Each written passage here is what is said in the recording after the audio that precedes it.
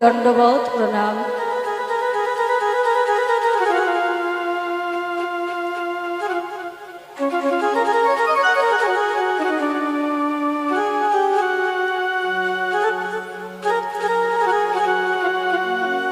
আজকে আমরা সকল ভক্ত একত্রিত হয়েছি, সকলের চরণে প্রণাম জানিয়ে, বিশেষ করে আজকে এই কীর্তন, এত সুন্দর একটা কীর্তনের আয়োজন যারা দিনের পর দিন কত কষ্ট করে অক্লান্ত পরিশ্রম করে আয়োজন করেছেন, অর্থাৎ এই যে কীর্তন কমিটির যে সকল ভক্ত বাবারা আছে, দাদারা আছে, তাদের শ্রীচরণে রইল আমার শত সহস্র কোটি কোটি ধন্যবাদ প্রণাম। তার কারণ বাবা, আপনারা এত কষ্ট করে যদি এই হরিবাসর না করতেন আর আমাকে না ডাকতেন, এমন সুন্দর সাধু সঙ্গ, এমন ভক্ত সঙ্গ, ভক্তির চরণ লাভ করতে পারতাম না। আপনারা তো ভাগ্যবান, ভাগ্যবতী। ও মায়েরা, কোটি জন্মের স্বীকৃতি আছে আপনাদের, যার জন্য আপনারা কোথায় বাস করছেন? নবদ্বীপ ধাম, যেখানে সত্যযুগের ভগবান নয়, দাপর যুগের ভগবান নয়, কলিযুগের ভগবান, এমনকি রাধা কৃষ্ণ একত্রিত হয়ে গৌরাঙ্গ অবতার হয়েছে। এই ধন্য ভূমিতে আপনারা বসবাস করেন, আপনাদের কোটি জন্মের স্বীকৃতি। তবে তার সঙ্গে আমারও স্বীকৃতি হয়তো কিছু আছে, যার জন্য আজকে আপনাদের সঙ্গ লাভ করতে পেরে আজকে আমি নিজেকে ধন্য মনে করছি। সবাই মিলে কিঞ্চিত কিঞ্চিত আশীর্বাদ করবেন। ওমা, অন্য কিছু নয়, এই আশীর্বাদ করবেন, এই গৌর নাম, কৃষ্ণ নাম শুধু এ জন্ম নয়, যেন জন্ম জন্মান্তর ধরে ঠিক এইভাবেই প্রাণ ভরে গাইতে পারি। প্রেমানন্দে নিদায় গৌর হরি হরি বল, হরি বল। কীর্তনের মাধ্যমে অনেক ভুল ত্রুটি হবে, কারণ ভগবানের অপ্রাকৃত লীলায় কি যেমন তেমন কথা। ও বাবা, ব্রহ্মা চতুর্মুখী বলে শেষ করতে পারে না, দেবাদিদেব মহাদেব পঞ্চমুখী বলে শেষ করতে পারে না, আর আমি তো একটা সামান্য জীব, তাই না? তাই আপনারা নিজ সন্তান জ্ঞানে, দাদারা যারা আছেন ভগ্নী জ্ঞানে ক্ষমা করে আপনাদের শ্রীচরণে একটু জায়গা করে দেবেন। চলুন, আজকে আমরা প্রথমে গৌরচরণ আশ্রয় করব, তারপরে যাব মধুময় বৃন্দাবন। তার কারণ এটা হচ্ছে কীর্তনের নিয়ম। যারা কীর্তন করে, আমার বাবারা জানে, এটা হচ্ছে নিয়ম। আমার গৌর হরি যদি আজকে কৃষ্ণ লীলাটা আমাদের কাছে প্রচার না করতো, আমরা কোনোদিন জানতেই পারতাম না। কি বাবা, আজকে তিনি কৃপা করে এনেছে বলেই আমরা জানতে পারছি। শুধু তাই নয়, বলছি যত তীর্থ ভ্রমণ করো না কেন, এই নবদ্বীপে, এই নবদ্বীপ নদিয়ায় যদি তুমি আগে না আসতে পারো, যদি গৌর কথা না বলতে পারো, তোমার কোনো তীর্থের ফল লাভ। শুধু তাই নয়, আমরা কীর্তনের প্রথমেই গৌরচন্দ্রিকা করি কেন? সংকীর্তন পিতা, সংকীর্তন পিতা আমার শ্রীকৃষ্ণ চৈতন্য, শ্রীকৃষ্ণ চৈতন্য। এই সংকীর্তন যোগ্যী তারে যে ভজে, যে ভজে, সেই তো বড় ধন্য, সেই তো বড় ধন্য। তাই চলুন আমরা সেই গৌরচরণ আশ্রয় করি, গৌরচন্দ্রিকার মাধ্যমে আমরা তাকে স্মরণ করে যাব। আজকে শ্রীধাম নবদ্বীপ ধাম মহাজন পদকর্তা বললেন কি, জয় রে গোরা শ্রী সচিনন্দ মধ্যাহ্ন লীলা কথা গোটার আমার হইল সর হইল হইল সর। ওমা গৌরহরির আজকে মধ্যাহ্ন লীলার কথা, অর্থাৎ সেই যে বৃন্দাবনে সূর্য পূজার কথা আজকে মনে পড়েছে। হ্যাঁ গো মা, তা গৌরহরির হঠাৎ করে সূর্য পুজোর কথা মনে পড়লো কেন? বলে কেন পড়বে না, ওই যে বললাম প্রথমেই, একদিকে কৃষ্ণ একদিকে রাধা, একটা দেহের মধ্যে ভিতরটা আছে কি, ভিতরটা কৃষ্ণ আর বাইরেটা রাধা ভাব। তাই কখনো কৃষ্ণ ভাব আবার কখনো রাধা ভাব। আজকে ভাবনিধি গৌরহরি আমার রাধা ভাবে বিবর হয়েছে গো ওমা, রাধা ভাবে বিবর হয়েছে। আর রাধা ভাবে বিবর হয়ে কি করেছি, ভক্তগণকে ডেকে ডেকে বলছে, এই যে ও রামানন্দ চলো চলো, এই তো সূর্য পূজার সময়, এত কহে এত কহে ঘোড়া চাবো, আমার পথে বাহির হলো গো, এত কহে এত বলি গোরা ঘোরা চলো পথে বাহির হলো হলো গো। বলে শুধু যা পুজিতে যাব,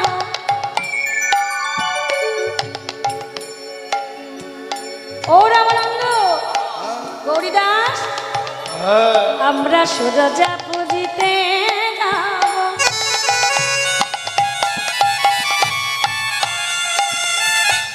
গোরা আমার ডাকিতে লাগলো গো। আমরা সূর্য পূজা যাব ডাকিতে লাগিল গো। সূর্য পূজা বুঝতে যাব আমার গোরা গোরা গোরা প্রাণ গোরা। হরি বল, হরি বল। সচির নন্দনে গৌর হরি না জানি কোন ভাবির উদয়, আমার গোরার ভাবে নিধি গৌর হরি না জানি কোন ভাবে নিসগমপ নিসগমপ কামরনি দাপ মপগমগরনি। তোমরা কে কে যাবে গো, তোমরা কে কে আহা, তোমরা কে কে যাবে গো। বলি সূর্য পূজা যাব আমি, তোমরা কে কে যাবে গো। ওই না সূর্য পূজা করিবার লাগি কবিরা কে যাবে গো। বলি সূর্য পূজা যাব আমি, ও মায়েরা আপনাদেরকে বলছি, কে কে যাবে একবার হাত তুলে উলুধ্বনি, নিতাই গৌর হরি হরি বল। তোমরা যাবে না? হ্যাঁ তাহলে দাও হাত তুলো। বলি সূর্য পূজা যাব আমি, এই দেখো আমার তো না গেলে নয়, সূর্য পূজার আমার লাগি আমার তোরা জেলে নয়, আয় তোরা কে যাবি, আমার তোরা জেলে নয়, আয় তোরা কে যাবি, আমার তোরা জেলে নয়। কে কে যাবে গো। ঢাকিতে লাগিল ঢাকিতে লাগিল। আচ্ছা ভক্তমণ্ডলী, ভক্তিমতী মায়েরা, আমরা তো জানি, সকলেই জানে যে রাধা কৃষ্ণ একত্রিত হয়ে গৌরাঙ্গ হয়েছে। যে রাধে, ও ভাই রিভাব একটু কম করো। রাধা কৃষ্ণ একত্রিত হয়ে, আচ্ছা ও মায়েরা, রাধা কৃষ্ণ একত্রিত হয়েই বা কেন এলেন? কেন যদি আলাদা আলাদা করে আসতো কি হতো? দুজনে একসঙ্গে এলেন কেন? বলে এর পিছনে অনেকগুলো কারণ আছে। তা অনেকগুলো তো এখন বলা যাবে না, একটা কারণ বলি। আরেকটু একটা কারণ ভালো করে মন দিয়ে শুনবেন মা। একদিন রাধারানী আমার গোবিন্দের কোলে মাথা রেখে ওই শয়ন কক্ষে অর্থাৎ শয়ন মন্দিরে ঘুমিয়ে আছে। তা যখন ঘুমিয়ে আছে, হঠাৎ করে ঘুমটা ভেঙে গেছে, চমকে গেছে। চমকে উঠে বলছে, প্রাণনাথ, প্রাণনাথ। এ কি রাধে, তুমি চমকে উঠলে এইভাবে? বলছে, প্রাণনাথ, আমি তো তোমার কোলে মাথা রেখে ঘুমাচ্ছিলাম, হঠাৎ আমি ঘুমের ঘোরে একটা স্বপ্ন দেখলাম। বলে, ও স্বপ্ন দেখে চমকে গেছে? হয় না মা, দেখবেন ঘুমের ঘরে অনেক সময়তে আমরাও দেখবেন চমকে যাই কোনো খারাপ স্বপ্ন দেখলে, তাই না? তা রাধে, তা তুমি কি স্বপ্ন দেখলে যা দেখে তুমি চমকে গেলে? বলছে, প্রাণনাথ, আমি কি দেখলাম জানো? আমি দেখলাম, আমি তো তোমার কোলে মাথা রেখে ঘুমাচ্ছিলাম, আর হঠাৎ আমি ঘুমের মধ্যে একটা কি সুন্দর, অপূর্ব সুন্দর দেখতে এক মহাপুরুষকে আমি দর্শন করলাম। বলে, সে কি গো? সে কি মানে আমার থেকেও সুন্দর? রাধারানী বলছি, প্রাণনাথ, তোমার থেকে সুন্দর নয়, তবে কিছুটা তোমার মতনই তাকে দেখতে। কিন্তু সেটা বড় কথা নয়, বড় কথা হচ্ছে এইটাই, ওই মানুষটাকে আমি শুধু দেখি নাই। বলে, তা তুমি আর কি করেছো? বলছে, কখন জানি না, আমার অজান্তে যখন ওই মানুষটাকে দেখলাম, কখন যেন আমি তাকে ভালোবেসে ফেললাম। কারণ না, আমি ভালোবাসতে চাইনি, কারণ তুমি ছাড়াই জগতে আমার আর কেউ নেই, আমার গোবিন্দ ছাড়াই জগতে আর কেউ নেই। আমি অন্য কাউকে ভালোবাসতে চাই না, কিন্তু ওই মানুষটা কি জানি না, যাকে দেখে আমার সঙ্গে সঙ্গে তাকে ভালোবাসতে ইচ্ছে হলো, ভালোবেসেই ফেললাম। কে প্রাণনা? ওই মানুষটাকে তুমি কি জানো? আমার কেন এমন হলো গোবিন্দ?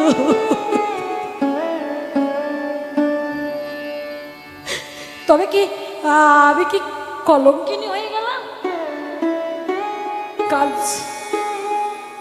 গোবিন্দ বলছে, রাধে তুমি কেঁদো না, কেঁদো না, দাঁড়াও, কথা বললো আমার সঙ্গে। আচ্ছা বলছি, শোনো, ওই মানুষটাকে যে তুমি ভালোবেসে ফেললে, নিশ্চয়ই আমার থেকে সুন্দর দেখতে, তাই না? একটু মজা করেই বলছে। রাধারানী বলছে, না গোবিন্দ, তোমার থেকেও সুন্দর নয়, কিন্তু তোমার মতোই তাকে দেখতে, তবে পার্থক্য একটা আছে। বলে, কি পার্থক্য দেখলি? না গোবিন্দ, পার্থক্যটা কোথায় জানো? হে গোবিন্দ, হে গোবিন্দ, তোমার হাতে আছে মোহন মুরলী, মোহনে মুরলী, আর ওই মানুষটার হাতে আছে দণ্ড কুমণ্ড। রাধে, তোমার মাথায় আছে চাচর চিকুরিকে, চাচর চিকুনিকে, আর ওই মানুষটার মস্তকটা মন্ডন করা ছিল, মস্তকটা মুন্ডন। আর তোমার অঙ্গে রাজবেশ, আর ওই মানুষটার অঙ্গে দেখলাম ভিখারির বেশ, ছিন্ন বস্ত্র পরিধান। রাধে, মানুষটা কে ভালো না বলতে পারো? আমি কেন তাকে ভালোবেসে ফেলবো?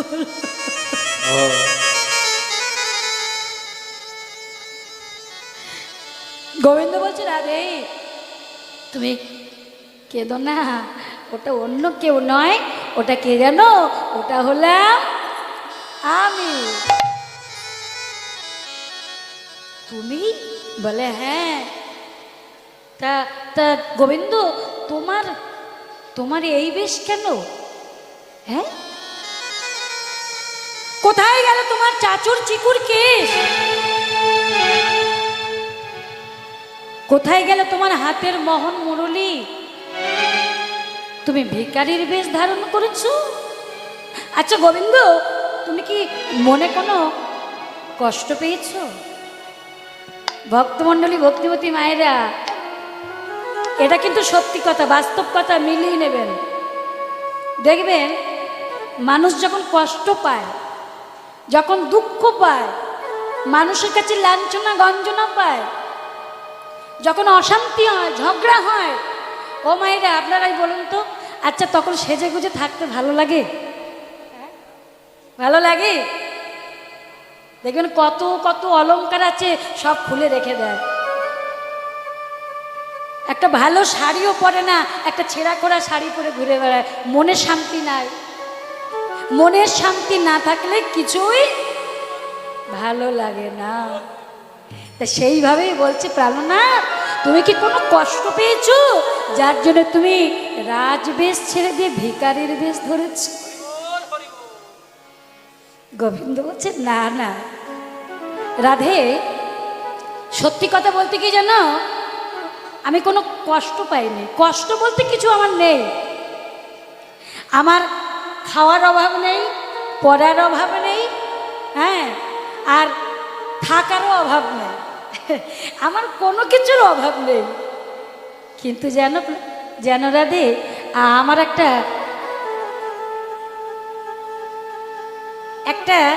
মানে জিনিস জানবার রয়ে গেল। মানে জানার খুব ইচ্ছা, আমি জানতে পারলাম না, বুঝতে পারলাম না। বলে সে কি কথা? এমন কি আছে যা তুমি জানো না, যা তুমি বোঝো না, তুমি জানতে চাইছো, বুঝতে চাইছো, কি সেটা? বলে রাধে গো,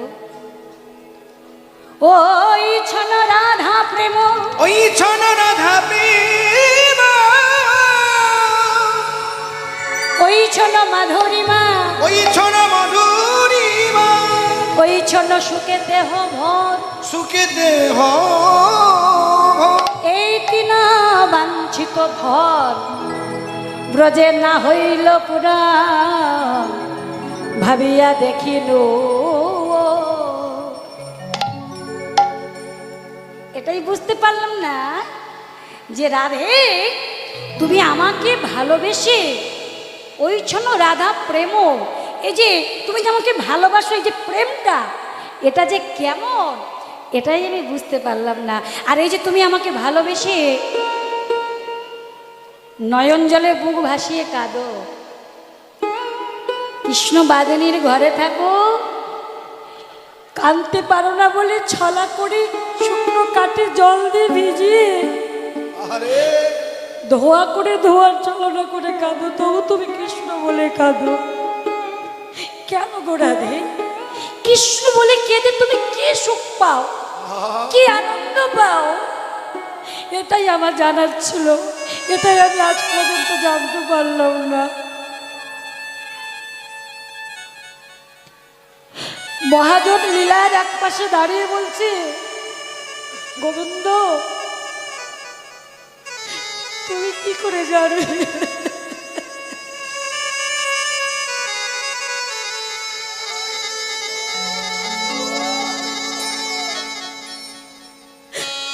তুমি কি করে জানবে যে তোমার ভক্ত তোমাকে ভালোবেসে তারা কেন কাঁদে? তোমাকে ভালোবেসে কেঁদে তারা যে কতটা সুখ পায়, কতটা আনন্দ পায়, তুমি কি করে বুঝবে? তুমি তো ভগবান, তুমি তো ভক্ত নও। এটা যদি তোমাকে জানতেই হয় গোবিন্দ, ওই ভগবান হলে তুমি জানতে পারবে না। কি বাবা, বিষয় কোনোদিন বিষয়কে বুঝতে পারে? হ্যাঁ, রসগোল্লা খেতে কেমন মিষ্টি রসগোল্লা জানে? রসগোল্লা যে খাবে সে জানে যে তার কত স্বাদ, কত মিষ্টি। তা বলছে গোবিন্দ তুমি তো ভগবান, তুমি বিষয়, তা বিষয় হয়ে তুমি কি করে বুঝবে?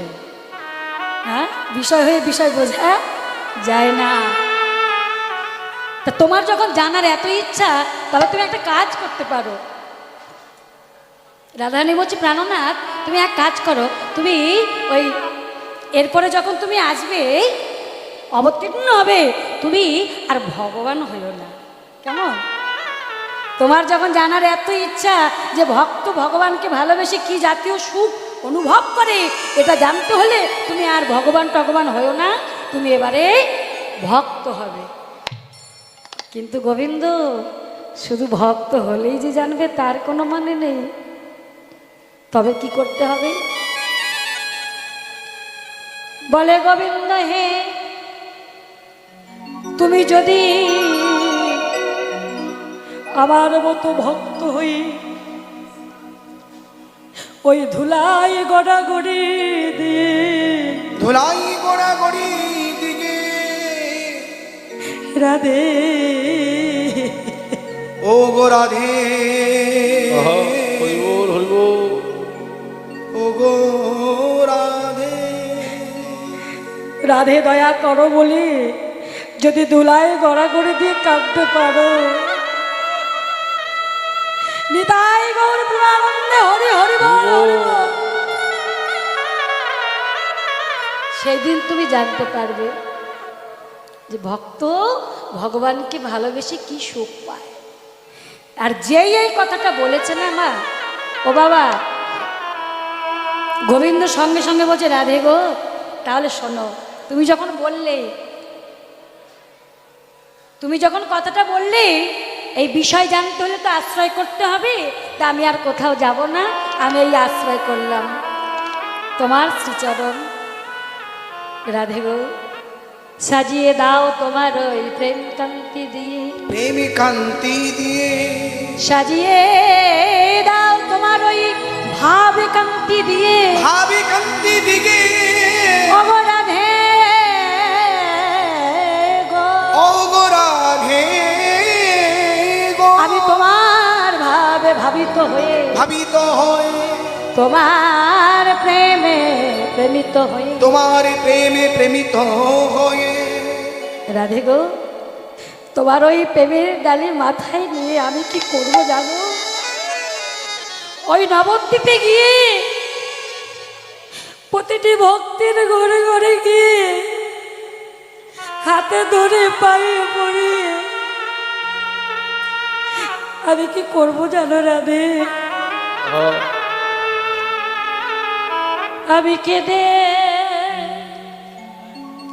কেঁদে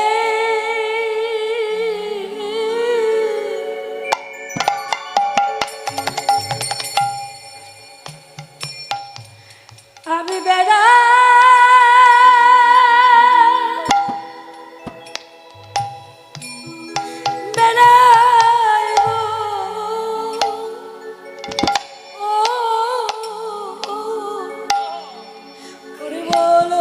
ও গো রাধে গো, আমি কেঁদে বলে হরি হরি বল হরি বল। আমি বেড়া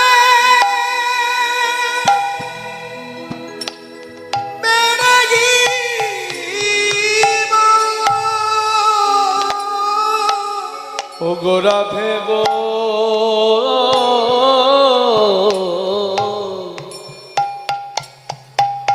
আমি কেঁদে কেঁদে